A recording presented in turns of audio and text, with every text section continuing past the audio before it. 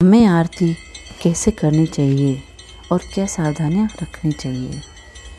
आरती पूजन के अंत में इष्ट देवता की प्रसन्नता के हेतु की जाती है और इसमें इष्ट देवता को दीपक दिखाने के साथ ही उनका स्तवन और गुणगान किया जाता है। इसीलिए हम आरती के समय दीपक करते हैं, अगरबत्ती लगाते हैं।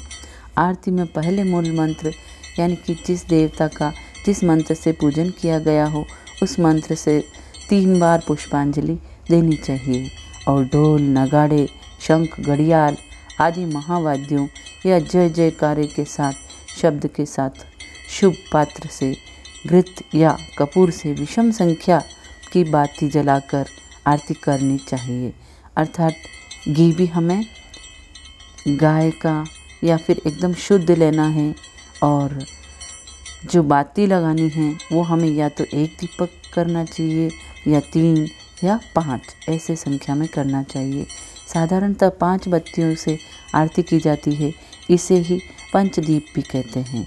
एक 7 दीप या उससे भी अधिक बातियों से आरती की जाती है। कपूर से भी आरती होती है क्योंकि पद्म पुराण में आया है, कुमकुम, अगर, कपूर, घृत और चंदन की 7 या 5 बत्तियां बनाकर या रुई और घी की बत्तियां बनाकर शंख, घंटा आदि बाजे बजाते हुए आरती करनी चाहिए। क्योंकि आरती के भी 5 अंग होते हैं। प्रथम दीपमाला के द्वारा, दूसरे जलयुक्त शंख से, तीसरे धुले हुए वस्त्र से, चौथा आम और पीपल आदि के पत्तों से, 5वें साष्टांग दंडवत से आरती करनी चाहिए। अर्थात हमें आरती इसी तरीके से करनी चाहिए। आरती उतारते समय सर्वप्रथम भगवान की प्रतिमा के चरणों में 4 बार, नाभि देश में 2 बार और मुखमंडल पर 1 बार और समस्त अंगों पर 7 बार घुमानी चाहिए। इसलिए हम आरती को बार बार घुमाकर करते हैं। आरती के भी 2 भाव हैं जो क्रमशः नीराजन और आरती शब्द से व्यक्त हुए। नीराजन यानी कि निःशेषेण राजनम प्रकाशनम, अर्थात विशेष रूप से निःशेष रूप से प्रकाशित करना।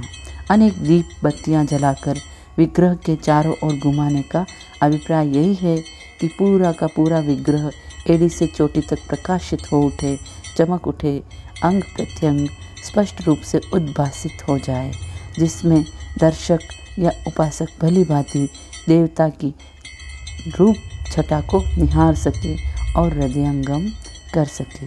दूसरा, आरती शब्द जो संस्कृत की आरती का प्राकृत रूप है और जिसका अर्थ है अरिष्ट, विशेषतः माधुर्य उपासना से संबंधित है। भगवान के पूजन में अंत में आरती की जाती है।